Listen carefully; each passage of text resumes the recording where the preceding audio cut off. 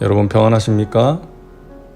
오늘도 말씀과 함께 주님의 은혜 가운데 거하시기 바랍니다. 오늘 말씀은 사사기 9장입니다. 말씀 개요입니다. 1절부터 6절은 기드온의 세겜 출신 첩에게서 태어난 아들 아비멜렉이 권력을 차지하기 위해 한 행동들을 기록하고 있습니다. 7절부터 21절은 기드온의 아들 가운데 유일한 생존자인 요담이 나무의 비유로 아비멜렉의 죄를 신랄하게 지적하는 내용입니다. 22절부터 49절은 하나님께서 아비멜렉을 도와준 세겜 사람들을 징벌하시는 내용이고요. 50절에서 57절은 하나님께서 세겜 족속을 징벌하신 데 이어 아비멜렉을 어떻게 심판하셨는지를 보여주는 내용입니다. 말씀 묵상입니다. 오늘 본문 사사기 9장은 아비멜렉의 이야기를 다루고 있습니다. 아비멜렉은 8장 31절에서 소개하듯 기드온의 세겜 출신 첩에게서 태어난 사람입니다. 아비멜렉은 탐욕에 눈이 어두운 사람이었습니다. 그리고 그 욕심을 이루기 위해 수단과 방법을 가리지 않았습니다. 교묘한 말로 사람들을 포섭하고 돈으로 불량배를 동원하고 자기 형제 70명을 한자리에서 몰살시킵니다. 그리고 왕이 됩니다. 하나님을 두려워하지 않는 사람, 무서운 죄를 짓고도 자각하지 못하는 사람이었죠. 오늘날도 그런 사람들 많지 않습니까?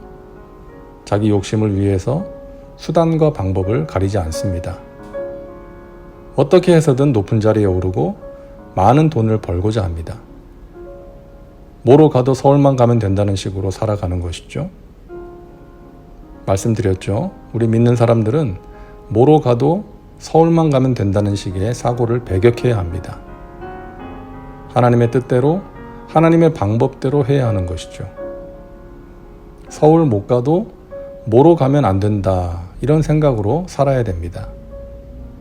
그러면 하나님께서 서울 가게 해주시죠. 아니, 서울보다 더 좋은 곳으로 인도해 주십니다. 죄에는 반드시 심판이 따릅니다. 이것은 하나님의 말씀과 역사가 우리에게 가르쳐주는 만고불변의 진리입니다.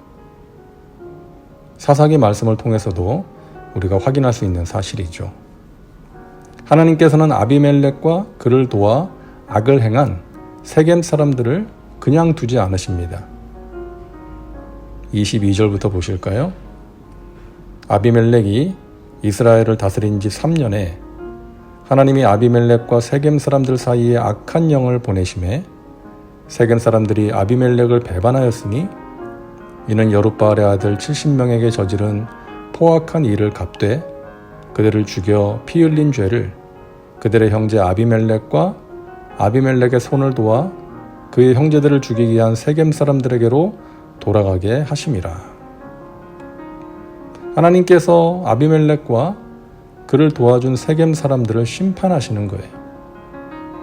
아비멜렉이 왕좌에 오른 지 겨우 3년이 지났을 때 한패였던 그들을 갈라놓으십니다.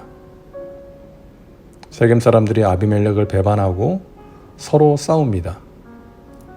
그 결과 공멸의 길로 가게 되죠.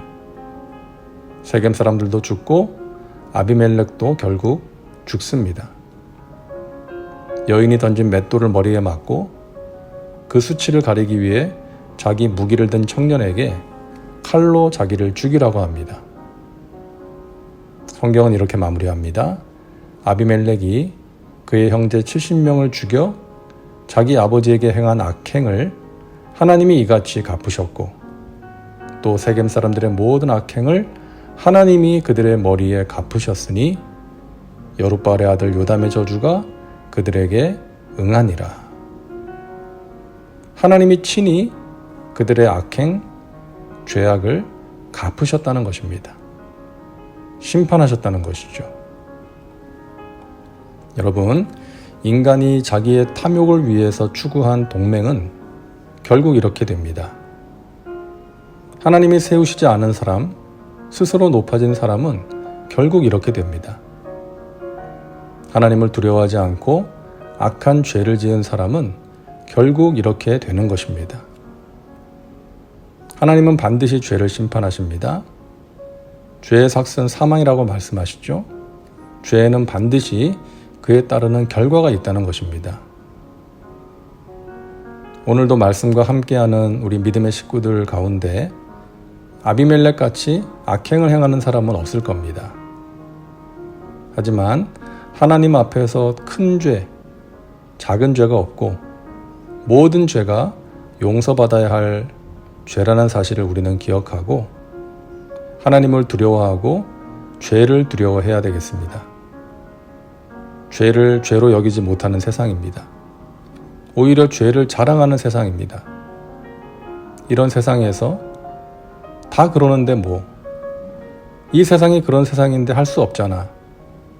이렇게 하면서 죄를 합리화하고 정당화하는 것이 아니라 하나님 앞에서 늘 깨어서 죄에 대한 민감성을 가지고 살아가야 합니다.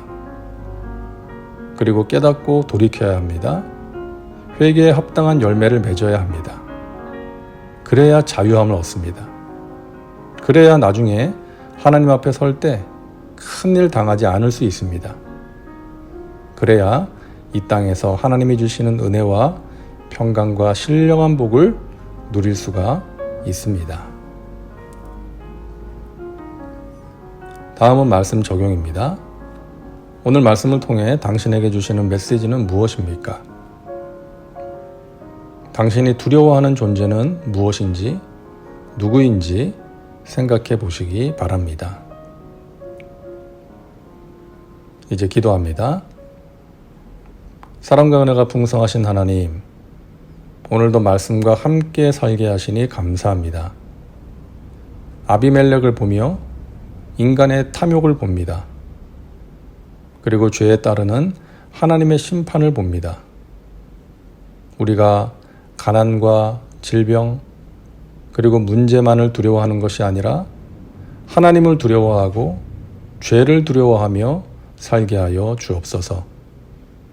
죄를 깨닫고 회개할 수 있는 은혜를 주시어 하나님 앞에 설 때 부끄러움이 없게 하시고 하나님이 주시는 은혜와 평강과 신령한 복을 누리며 살게 하여 주옵소서. 예수님의 이름으로 기도하옵나이다. 아멘. 오늘도 말씀과 함께 은혜 가운데 거하시기 바랍니다. 여러분 사랑하고 축복합니다.